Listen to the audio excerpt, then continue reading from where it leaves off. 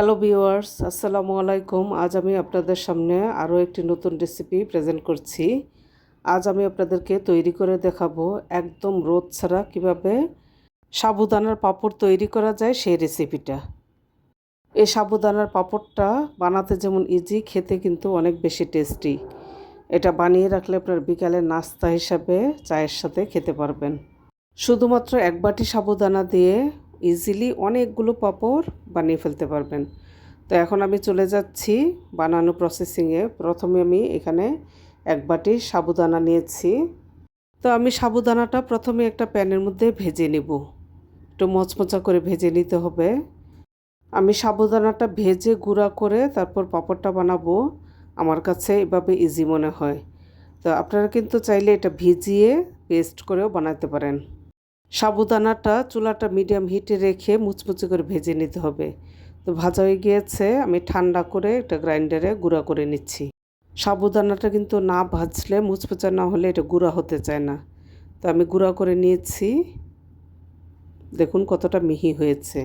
এবার আমাকে যা করতে হবে, একটা হাঁড়িতে আমি যে বাটি দিয়ে এক বাটি সাবুদানা নিয়েছিলাম সে বাটি দিয়ে 10 বাটি পানি দিয়ে এর মধ্যে গুঁড়াটা আমি মিক্সড করে নেব। এভাবে যদি আপনারা মেপে পানিটা দেন তাহলে কিন্তু সাবুদানার মিক্সটা এটা বেশি পাতলাও হবে না, বেশি ঘনও হবে না। তো আমি মিক্সড করে নিচ্ছি। পানিটার সাথে গুঁড়াটা খুবই ভালো করে মিক্সড করে নিতে হবে যেন লাম্পস না থাকে। এখন আমি চুলায় বসিয়ে দিয়েছি। চুলা বসানোর পর অনবরত প্রথম দিকে নাড়াচাড়াই রাখতে হবে, নয় নিচে দিয়ে দলা পাকিয়ে থাকতে পারে।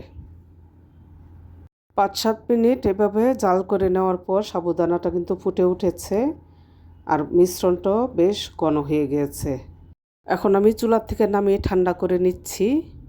তো ব্যাটারটা ঠান্ডা হয়ে গিয়েছে। এখন আমি একটা রেক্সিনের ওপর এভাবে আমি পাতলা পাতলা করে একটু একটু করে নিয়ে দিয়ে দিচ্ছি। সাদা রেক্সিন বলে ব্যাটারটা কিন্তু দেখা যাচ্ছে না। তো এটা যখন শুকিয়ে যাবে তখন দেখা যাবে। আমার বাসায় রোদ দেওয়ার সুবিধা নাই বলে আমি ফ্যানের নিচে এগুলো শুকিয়ে নেব। এক বাটি সাবুদানা দিয়ে কিন্তু অনেকগুলো পাঁপড় হয়ে যাবে। এখন আমি বাকি ব্যাটারটার মধ্যে কিছুটা চিলি ফ্লেক্স দিয়ে দিচ্ছি, তাহলে একটু ঝাল ঝাল লাগবে, খেতে ভালো লাগবে।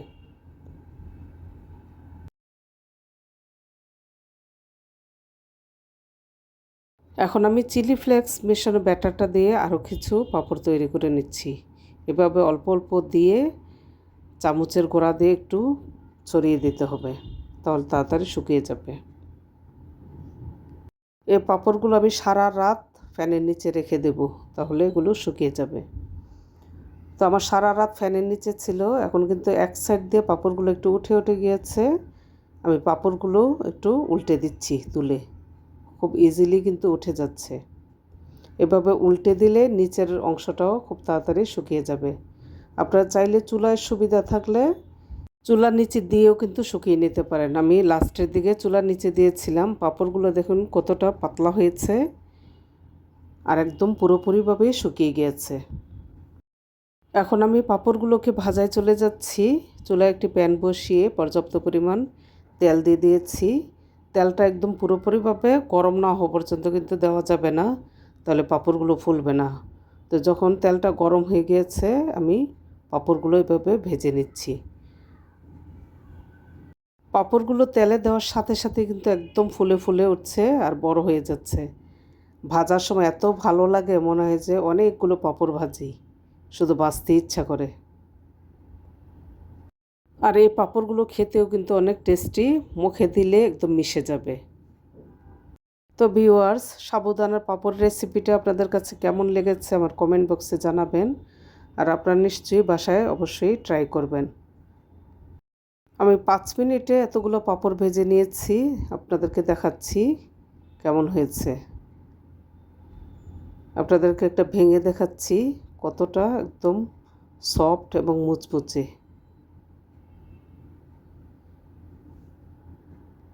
তো ভিউয়ার্স, সবাই ভালো থাকুন, সুস্থ থাকুন। সামনে আবারও দেখা হবে অন্য নতুন কোনো রেসিপি নিয়ে। সে পর্যন্ত আল্লাহ হাফেজ।